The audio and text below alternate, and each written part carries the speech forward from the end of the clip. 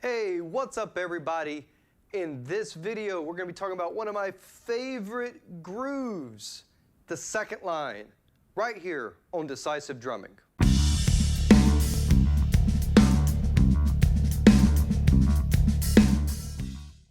The second line. This is one of my favorites. It's a super funky groove, which is why I'm wearing my super funky hat. As always, please subscribe to this channel, like and share this video, and if you want notifications on all the new videos we have coming out, hit that bell button. But let's get right into it, okay? I first was exposed to this groove, or this type of groove, from Carter Beauford from the Dave Matthews Band. He played his interpretation of this on a tune called Lie in Our Graves. Now, there are plenty of other great examples of more traditional second lines, but this is just my first exposure to this groove. It is a rideless groove, which especially for me at the time, being a marching drummer, I thought was super cool because it is primarily based on the snare drum and kick drum. So I'm just gonna break it down for you in its simplest form, and then I've got a play along track that I'm gonna play with and kind of show you some different ways you can mess with this groove. But basically what you're doing is it follows a Bo Diddley beat.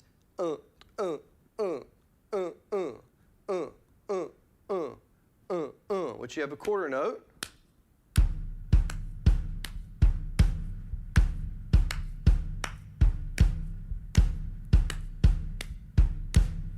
All right, I mean, that is the basic outline of this groove. That's typically what your kick drum's going to be doing. And you can do one of two things with the snare drum. You can either follow right along with the snare drum, playing the accent pattern with that.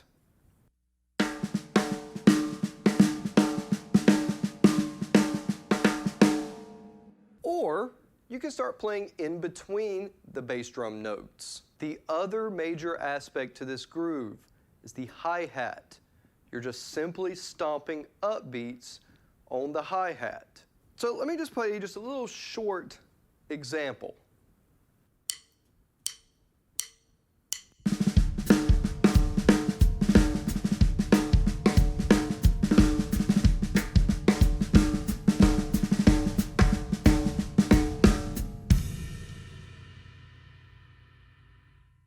So you can see you can play in between like how I started, or you can play right with it like I did on the last bar.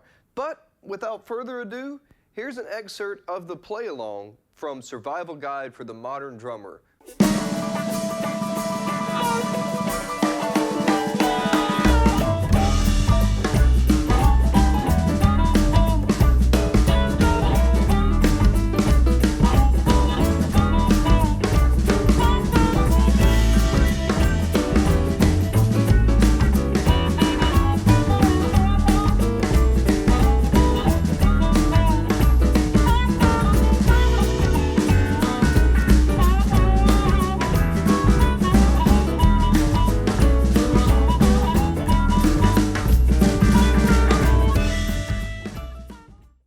Pretty cool, right?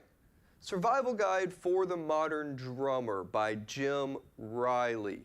This book has over 100 different play-along tracks, all recorded by top-notch Nashville session musicians. I'll also put up a link to the full play-along track, so go over and check that out as well. So originally this was a marching parade type groove that would have been played by a traditional New Orleans brass band. Where the term second line comes from is when they would have a funeral in New Orleans. On the way from the church to the cemetery, they would play very slow, very somber music, and that would be the first line. And then after the service, after you bury the deceased at the cemetery, you would then walk back to have a party to remember that person's life. Hence, the second line. And the second line is the party. Another cool thing about this groove is it's not on the grid. It's swung. You can play it swampy. Now, just because I say swampy doesn't mean you can slop all over the drums. It's still got to have a good feel to it. If you listen to the traditional guys play it, some of these New Orleans bands that play this very well, it is by no means sloppy. It is swampy. There's a difference there. They know what they're doing, but it just got a great feel to it. But that's it. I hope you enjoyed this video. I hope this helps. And as always, please feel free to leave a comment. Let me know what you think. And we'll see you next time. Have a good one.